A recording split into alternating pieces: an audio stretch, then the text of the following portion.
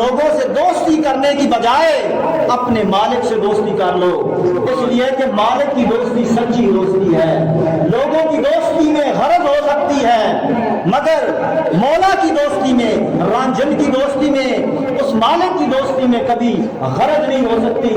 میں نے آیت کریمہ پڑھی کہ جس میں آیا ہے کہ جو لوگ اپنی ٹھوڑیوں کے بل روتے ہوئے گریہ ازاری کرتے ہوئے زمین پر گر پڑتے ہیں اور اپنے مولا کو یاد کرتے ہیں، دیکھو اللہ کی محبت میں، اللہ کی خشیت میں، اللہ کے خوف و خشیت میں رونا، اللہ کی خشیت میں رونا، اور پھر دیوانگی کے ساتھ رونا، دیوانگی کے ساتھ رونا، یہ نامہ اعمال کو بالکل پاک صاف کر دیتا ہے اور تمام سیاہیاں دور کر دیتا ہے، تمام سیاہیاں دھو دیتا ہے۔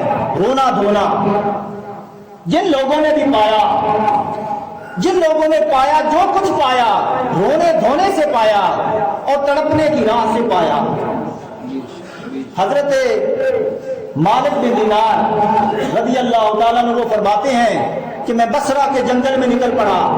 بصرہ کے جنگل میں جب میں پہنچا تو وہاں میں نے صابون مجنون کو دیکھا۔ وہ کیا زمانہ تھا، ایک صابون مجنون ہے اور ایک بہلول مجنون ہے۔ تو صابون مجنون کو میں نے دیکھا، وہ جنگل میں بیٹھا ہے، میں اس کے پاس مؤدب ہو کے بیٹھ گیا، ادب کے ساتھ بیٹھ گیا۔ میں نے کہا کہ اے صابون، حضرت آپ کا کیا حال ہے؟ میں نے کہا کہ حضرت آپ کا کیا حال ہے؟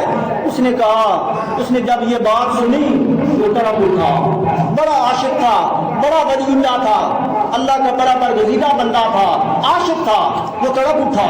اس نے کہا کہ اے مالک بن دینار، اس شخص کا حال پوچھتے ہو جس کا سفر تو تیار ہو، صبح ہو جائے یا شام ہو جائے، صبح بلاوا آ جائے یا شام کو بلاوا آ جائے، صبح یا موت کا فرشتہ آ جائے یا شام کو آ جائے، جس کا سفر تیار ہو اور اس کے پاس سفر کے لیے کچھ تیار نہ ہو، اس بندے کا حال کیا پوچھتے ہو؟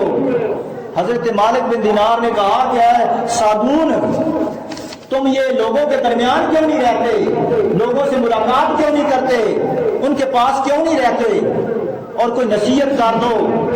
حضرت صابون مجنون نے کہا، آپ نے فرمایا مالک بن دینار، لوگوں سے جتنا ہو سکے کم ملاقات کیا کرو، جتنا ہو سکے کم ملاقات کیا کرو، اور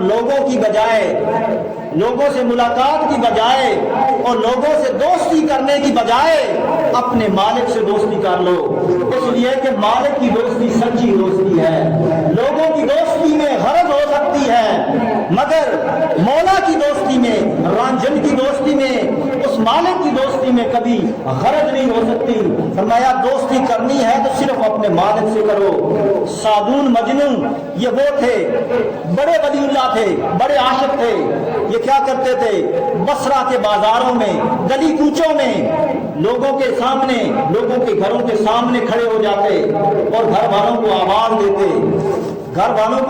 دیتے، ہر گھر کے سامنے کھڑے ہو جاتے، آواز دیتے اور کہتے، گھر والوں موت قریب ہے، موت قریب ہے، گھر والوں موت تمہارے اعضاء کے ٹکڑے ٹکڑے کر دے گی۔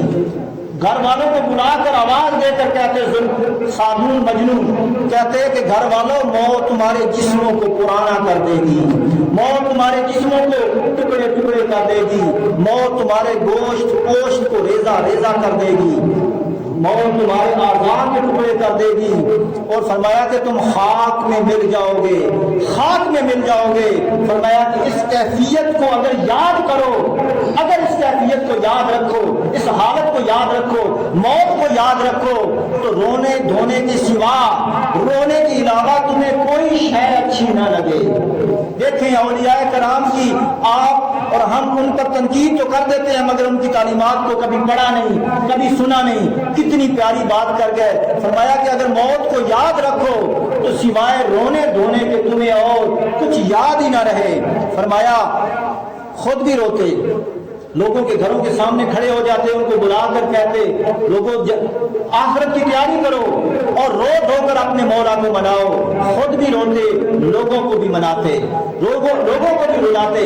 دیکھیں اللہ رب العزت نے فرمایا کہ وہ لوگ جو اپنی ٹھوڑیوں کے بل گریہ ازاری کرتے ہوئے گر پڑتے ہیں، فرمایا آقا علیہ السلام نے فرمایا جس آنکھ سے خشیت الہی میں، خوف الہی میں آنکھ سے ایک قطرہ گر گیا، آنسو کا قطرہ زمین پر گر گیا، اس پر میں نے، اس جسم پر میں نے دوزخ کی آگ کو حرام کر دیا ہے۔ لوگوں جس کو بھی ملا، جو کچھ ملا، رونے دھونے سے ملا اور اسی راہ سے ملا، تو اللہ سے دعا ہے اللہ تعالیٰ ہمارے حال پر رحم فرمائے اور دنیا و آخرت کی بھلائیاں عطا فرمائے۔ وما علینا الا البلاغ۔